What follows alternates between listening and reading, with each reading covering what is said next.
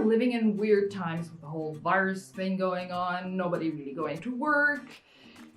Yeah, and I'm feeling kind of going crazy, you know. I hope when I am finally putting this online, this whole thing will have blown over. But during that time at home, I got curious and found some interesting recipes and tried them out. They're weird, but oh so delicious. Here we go. I really like the first one, and if you wonder why I'm wielding around just this fork, this is the only utensil you need to make this.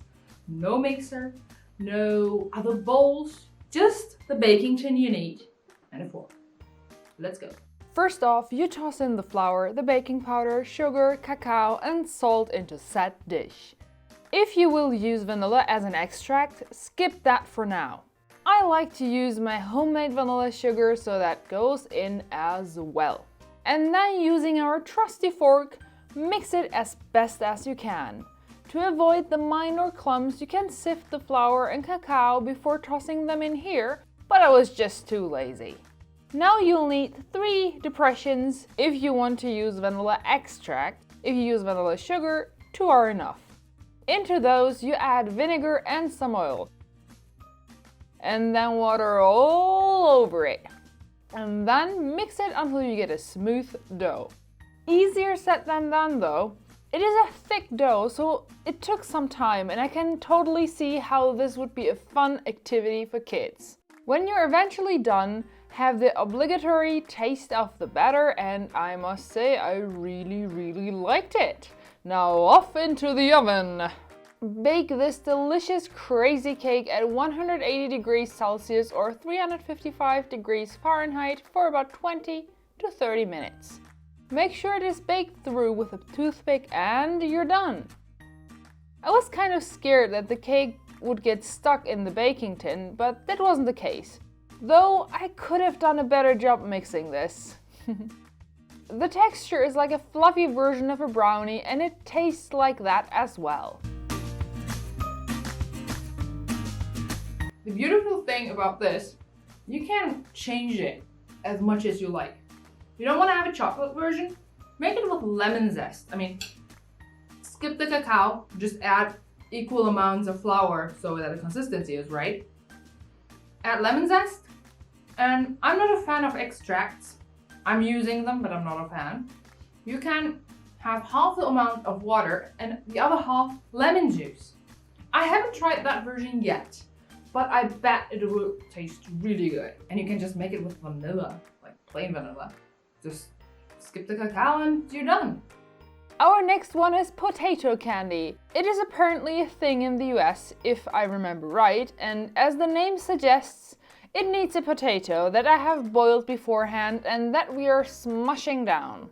Then add your vanilla extract, or sugar for that matter, and start adding the powdered sugar. And then mix until you get a soft dough-like mixture.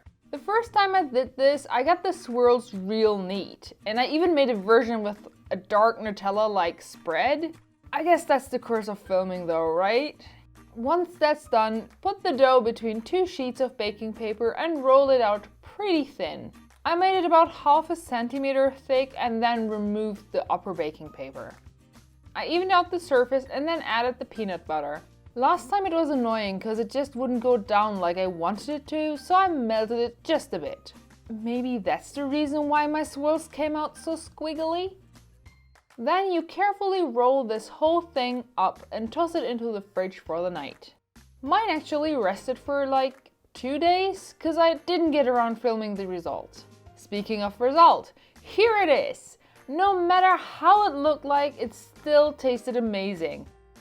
A bit on the sweeter side, but here we are discussing the sweetness of literal candy. A page suggested sprinkling some regular sugar over it, but I didn't find that necessary at all. Our third and last one is a Turkish classic, which is essentially chicken pudding. Yeah, you heard right. Tavuk göğüsü is literally chicken in a pudding. Okay, not literally, but that's what it means.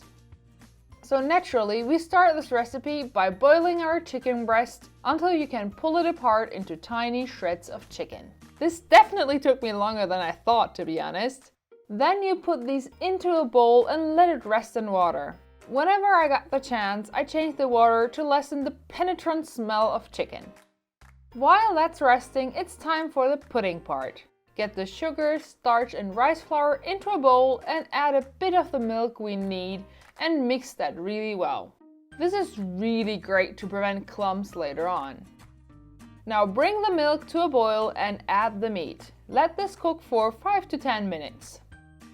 Then we add the starchy mix into this and constantly stir it until it gets thicker. We don't want it to burn, do we now? When we get that consistency, you can add butter to make this even smoother. Give it all a last good stir and you're done. I actually ended up running the pudding through a blender. I just don't bear the thought of stringy pieces in the pudding. You can keep them, of course. Fill them up into small cups and you're done.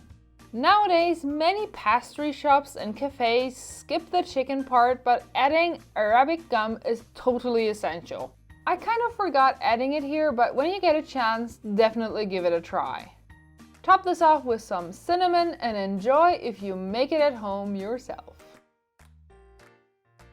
I hope you've enjoyed this week's video. And let me know which one you actually want to try out. I'm still holding the crazy cake, so you know my choice.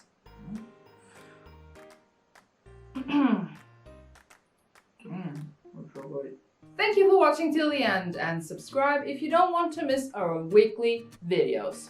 Have a delicious weekend and see you next Friday.